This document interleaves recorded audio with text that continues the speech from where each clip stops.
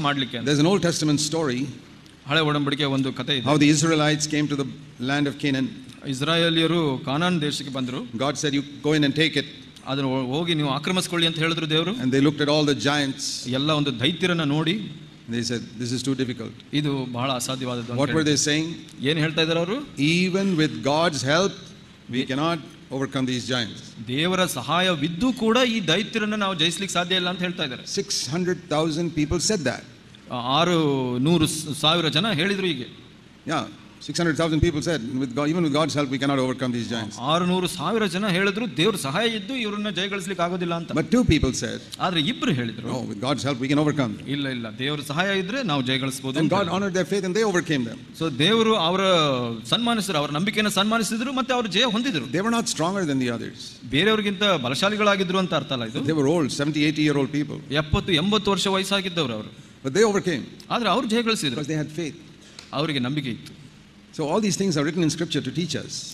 ಈ ವಿಷಯಗಳನ್ನೆಲ್ಲ ಸತ್ಯವೇದದಲ್ಲಿ ಯಾಕೆ ಬರೆದಿದೆ ಅಂದ್ರೆ ನಮಗೆ ಕಲಿಸಲಿಕ್ಕೆ. If you look at a problem, ನೀವು ಒಂದು ಸಮಸ್ಯೆಯನ್ನು ನೋಡಿದಾಗ, like a big giant, ದೊಡ್ಡ ದೈತ್ಯನಾಗಿ, and you say, ನೀವು ಹೇಳ್ತೀರಾ, well, even with God's help we can't overcome that. ಅಯ್ಯೋ ದೇವರ ಸಹಾಯ ಇದ್ರೂನು ನಾನು ಇದನ್ನ ಜಯಿಸಲಿಕ್ಕೆ ಸಾಧ್ಯ ಇಲ್ಲ. Some sin in your life, even with God's help I will not be able to overcome that sin. ಯಾವುದೋ ಒಂದು ಪಾಪ ನಿಮ್ಮನ್ನ ಆಳ್ತಾ ಇದೆ, ದೇವರ ಸಹಾಯ ಇದ್ದು ನಾನು ಇದನ್ನ ಜಯಿಸಲಿಕ್ಕೆ ಆಗಲ್ಲ ಅಂತ ಹೇಳ್ತೀರಾ. That problem even God cannot solve. ಆ ಸಮಸ್ಯೆ ದೇವರು ಕೂಡ ಅದನ್ನ ಪರಿಹರಿಸಲಿಕ್ಕೆ ಸಾಧ್ಯ ಇಲ್ಲ. And I can tell you it will not be solved. ನಾನು ನಿಜವಾಗ್ಲೂ ಹೇಳ್ತೀನಿ ಇದು ಸಾಧ್ಯ ಇಲ್ಲ. And I can tell you you will not overcome that sin. ಆ ಒಂದು ಪಾಪನ ನೀವು ಜಯಗಳಿಸಲಿಕ್ಕೆ ಸಾಧ್ಯ ಇಲ್ಲ. Not because God can't help you. ದೇವರು ಸಹಾಯ ಮಾಡ್ಲಿಕ್ಕೆ ಆಗಲ್ಲ ಅಂತಲ್ಲ. But because you insulted God by saying he is so weak. ದೇವರಿಗೆ ನಾಚಿಕೆ ಪಡಿಸಿದಿರ, ಆ ದೇವರೇ ಬಲಹೀನನು ಅಂತ ಹೇಳಿ. It's a great insult to say that God is weak. ಬಹಳ ಅವಮಾನ ಅದು, ದೇವರಿಗೆ ಬಲಹೀನನು ಅಂತ ಹೇಳೋದು. He who runs the universe is so weak that he can't help you with some minor problem. ಈ ಒಂದು ಪ್ರಪಂಚವನ್ನೇ ನಡೆಸುವಂತವನು ಈ ಚಿಕ್ಕ ಒಂದು ಸಮಸ್ಯೆಯನ್ನು ಸರಿ ಮಾಡ್ಲಿಕ್ಕಾಗಿಲ್ಲ ಅಂದ್ರೆ ಅದು ಒಂದು ಅವಮಾನ. It can look like a big problem for you. ನಿಮಗೆ ಅದು ದೊಡ್ಡ ಸಮಸ್ಯೆಯಾಗಿ ಕಾಣಿಸ್ತಾ ಇರಬಹುದು. But it's not a big problem for God. ದೇವರಿಗೆ ಅದು ದೊಡ್ಡ ಸಮಸ್ಯೆ ಅಲ್ಲ. See, many of us we worship a very small God. ನಾವು ಒಂದು ಚಿಕ್ಕ ದೇವರನ್ನ ಪೂಜಿಸ್ತೀವಿ. And that's why we don't get so many things. ಅದರಿಂದ ನಮಗೆ ಹೆಚ್ಚು ಸಿಗೋದಿಲ್ಲ ದೇವರಿಂದ. We must realize how big and almighty our God is. ನಮ್ಮ ದೇವರು ಎಷ್ಟು ದೊಡ್ಡವರು, ಸರ್ವಶಕ್ತನು ಅಂತ ತಿಳ್ಕೊಳ್ಬೇಕು. How much he loves us. ನಾವು ಅವರು ಎಷ್ಟು ನಮ್ಮನ್ನು ಪ್ರೀತಿಸ್ತಾರೆ. How he can do everything. ಎಲ್ಲವನ್ನೂ ನಮಗಾಗಿ ಹೇಗೆ ಮಾಡ್ತಾರೆ ಅವರು. I sometimes, like to think of pictures that help me to have faith.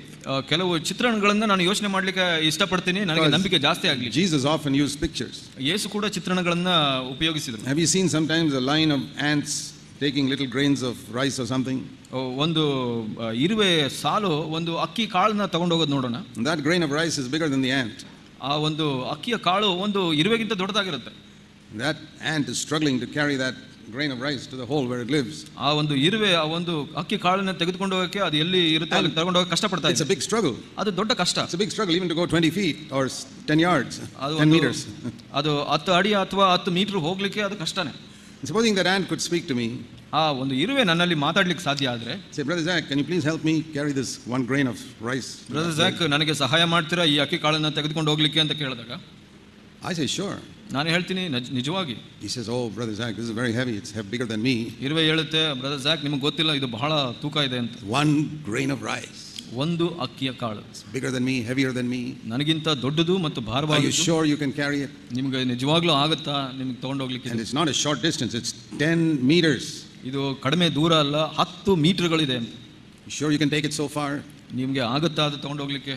I say, I can bring a bag of rice for you, not just 1 grain. ನಾನು ಹೇಳ್ತೀನಿ, ನಿನಗೆ ಒಂದು ಅಕ್ಕಿ ಕಾಳಲ್ಲ, ಒಂದು ಚೀಲದಲ್ಲಿ ಪೂರ್ಣವಾಗಿ ತಗೊಂಡು ಬಂದು ಕೊಡ್ತೀನಿ ಅಂತ ಹೇಳ್ತೀನಿ. And I can carry it 100 meters, not just 10 meters. ನನಗೆ 10 ಮೀಟರ್ ಅಲ್ಲ, 100 ಮೀಟರ್ ಕೂಡ ನಾನು ತಗೊಂಡು ಹೋಗಿ ಬರ್ಲಿಕ್ಕೆ ಸಾಧ್ಯ ಇದೆ ನನಗೆ.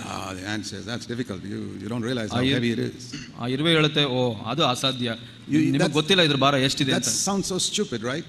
ಅದು ನಾವು ಕೇಳಿಸ್ಕೊಂಡ್ರೆ ಬಹಳ ಮೂರ್ಖವಾಗಿ ಕಾಣಿಸುತ್ತೆ. That is exactly how we pray to God when we have a problem. ನಮಗೆ ಸಮಸ್ಯೆ ಇರುವಾಗ ನಾವು ಹಾಗೇನೆ ದೇವರಲ್ಲಿ ಪ್ರಾರ್ಥನೆ Lord, this problem is so big. ಕರ್ತನೇ, ದೇವರೇ ಇದು ಬಹಳ ದೊಡ್ಡ ಸಮಸ್ಯೆ, ನನಗಿಂತ ದೊಡ್ಡದು ಸ್ವಾಮಿ. Are you sure you can handle it? ದೇವರೇ ನಿನ್ನ ಕೈಲಿ ಆಗುತ್ತಾ ಪರಿಹಾರ ಮಾಡಲಿಕ್ಕೆ? We pray like that, we will get nothing. ನಾವು ಹಾಗೆ ಪ್ರಾರ್ಥಿಸಿದ್ರೆ ನಮಗೆ ಏನೂ ಸಿಕ್ಕೋದಿಲ್ಲ. That's why Jesus told us, ಅದರಿಂದ ಯೇಸು ಹೇಳಿದನು, whenever you pray, ಯಾವಾಗ ಪ್ರಾರ್ಥನೆ ಮಾಡುವಾಗ there are a couple of things you need to know. ಕೆಲವು ವಿಷಯಗಳನ್ನು ತಿಳ್ಕೊಂಡಿರಬೇಕು before you even start praying. ಪ್ರಾರ್ಥನೆ ಮಾಡೋದಕ್ಕೆ ಮೊದಲೇ He said in Matthew 6 and verse 9, ಮತ್ತಾಯ 6:9ರಲ್ಲಿ, when you pray like this. ನೀವು ಪ್ರಾರ್ಥಿಸುವಾಗ ಹೀಗೆ ಪ್ರಾರ್ಥಿಸಿ, Our Father who art in heaven. ಪರಲೋಕದಲ್ಲಿರುವ ನಮ್ಮ ತಂದೆಯೇ. So there are 2 things there. ಇಲ್ಲಿ 2 ವಿಷಯಗಳಿದೆ. This is before you pray. ಇದು ಪ್ರಾರ್ಥನೆಗೆ ಮೊದಲು. First of all, you must call him your father. ಅವರನ್ನ ತಂದೆಯೇ ಅಂತ ಕರಿಬೇಕು. Why should we call him father? ಯಾಕೆ ಅವ್ರನ್ನ ತಂದೆ ಅಂತ ಕರಿಬೇಕು? Because he said in verse 8, your father knows all that you need even before you ask him. 8ನೇ ವಚನದಲ್ಲಿ ಹೇಳಿದ್ರು, ನಿಮ್ಮ ತಂದೆಗೆ ನೀವು ಕೇಳೋದಕ್ಕೆ ಮೊದಲೇ ಎಲ್ಲವೂ ಗೊತ್ತಿದೆ ಅಂತ. So that's wonderful to know that I'm talking to somebody who already knows my need before I ask him. ಅಂತ ತಂದೆ ಎಲ್ಲವನ್ನೂ ಅರಿತಿರೋ, ನಾವು ಕೇಳೋದಕ್ಕೆ ಮೊದಲೇ ಅರಿತಿರೋರಂತ ಮಾತಾಡೋದು ಬಹಳ ಸರಾಗ. Then if you say he already knows your need, then why do you have to pray? ನೀವು ಹೇಳ್ತೀರಾ ನಾವು ಎಲ್ಲ ಗೊತ್ತಿದ್ರೆ ನಾವು ಯಾಕೆ ಪ್ರಾರ್ಥನೆ ಮಾಡಬೇಕು ಅಂತ? Because he wants us to talk to him. ಯಾಕಂದ್ರೆ ಆತನ ನಮ್ಮ ಹತ್ರ ಮಾತಾಡ್ಲಿಕ್ಕೆ ಇಷ್ಟ. If he gives us everything that we need without our asking, we'll never talk to him. ಆತನು ನಾವು ಕೇಳದೇನೆ ಎಲ್ಲವನ್ನೂ ಒದಗಿಸಿದ್ರೆ ನಾವು ಆತನ ಹತ್ರ ಮಾತಾಡಲ್ಲ. One of the reasons why God allows you to face so many problems is because he wants to talk to you. So ನಿಮ್ಮ ಜೀವಿತದಲ್ಲಿ ಹಲವಾರು ಸಮಸ್ಯೆಗಳನ್ನು ಎದುರಿಸಲಿಕ್ಕೆ ಯಾಕೆ ಅನುಮತಿಸ್ತಾರೆ ಅಂದ್ರೆ ನೀವು ಆತನಲ್ಲಿ ಮಾತಾಡಬೇಕು ಅಂತ. Sometimes we are so busy that we don't have time to talk to God. ಬಹಳ ಬ್ಯುಸಿ ಆಗಿರ್ತೀವಿ, ನಾವು ದೇವರ ಹತ್ರ ಮಾತಾಡ್ಲಿಕ್ಕೆ ನಮಗೆ ಸಮಯ ಇರೋದು. That can happen to any of us. ಅದು ಯಾರಿಗೆ ಬೇಕಾದ್ರೂ ನಮ್ಮಲ್ಲಿ ಆಗ್ಬಹುದು. Maybe you're so busy with your work or making money. ನೀವು ಕೆಲಸ ಮಾಡೋದ್ರಲ್ಲಿ ಇರ್ತೀರಾ, ಹಣ ಮಾಡೋದ್ರಲ್ಲಿ ಇರ್ತೀರಾ, ನಿಮಗೆ ಸಮಯ ಇರೋದಿಲ್ಲ. Or you have time to watch so many things on television and read a lot of books and all that.